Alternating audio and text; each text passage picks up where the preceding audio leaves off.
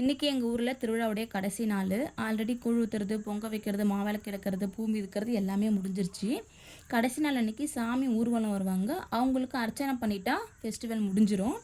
எங்களுக்கு எங்கள் தெருவிலே சாமி வரதுனால எங்கள் வீட்டுக்கிட்டே வருவாங்க. அதனால் நாங்கள் வீட்டுக்கிட்டே அர்ச்சனை பண்ணிவிடுவோம். இன்கேஸ் வீட்டுக்கிட்ட வரலன்னா அவங்க கோவிலுக்கு எடுத்துகிட்டு போயிட்டு சாமிக்கு தேங்காய் பழம் உடைச்சிட்டு ஃபெஸ்டிவலை முடிச்சுப்பாங்க. நம்ம வீட்டுக்கிட்டே வரதுனால நாங்கள் தேங்காய் பழம்லாம் எடுத்து வச்சுட்டோம். இன்றைக்கி சித்ரா பௌர்ணமி, சிவன் கோயிலுக்கு போகலான்னு சொல்லிட்டு பக்கத்தில் இருக்க சிவன் கோயிலுக்கு தான் போயிருந்தோம். சரியான கூட்டமாக இருந்தது. ஆனால் எப்படியே சாமி பார்த்துட்டோம். உள்ளே ஒரு மணி நேரம் ஆகுது சாமி வெயிட் பண்ணி பார்க்க மாதிரி இருந்தது. பெரிய கோவில், ரொம்ப சூப்பராக இருந்தது. சாமி இன்றைக்கி ஊர்வலம் வருன்றதுனால அதுக்கு ரெடி பண்ணிகிட்டு இருந்தாங்க எல்லாமே. நாங்கள் சாமியை பார்த்துட்டு பாப்புக்குட்டி ரொம்ப அழுத்ததுனால உடனே கிளம்பி வந்துட்டோம். கொஞ்ச நேரம் உட்காரலான்னு பார்த்தா ஒரு 10 நிமிஷம் கூட உட்கார விடலாம், அழுதுகிட்டே இருந்தா. அதனால் உடனே கிளம்பி வந்துட்டோம்.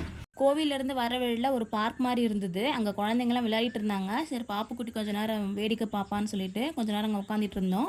அவன் நல்லா வேடிக்கை பார்த்துட்டு இருந்தா. குழந்தைங்கள்லாம் விளையாடிட்டு இருந்தாங்க, சர்க்கா மரம் அது இதுன்னு.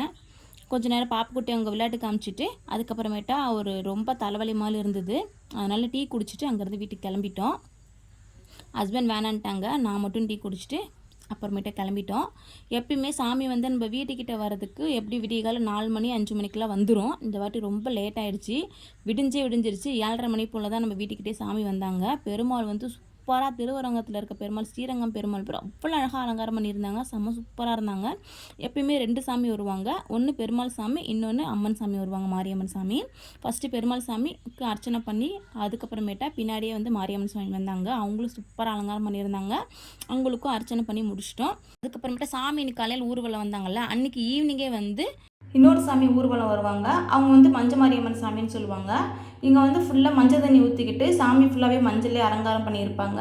நாம் சாமி வரப்போ சாமிக்கு மஞ்சள் தண்ணி ஊற்றி அது வேண்டுதல் மாதிரி செய்வாங்க. கடைசியாக திருவிழா முடிகிறதுக்கு கடைசி நாள் அன்றைக்கி ஊர் ஃபுல்லாக மஞ்சள் தண்ணி தெளிச்சுட்டு சாமி ஊர்வலம் கூட்டிகிட்டு வருவாங்க. இதோட ஃபெஸ்டிவல் முடிஞ்சிச்சு. நெக்ஸ்ட் வீடியோவில் பார்க்கலாம். பாய்.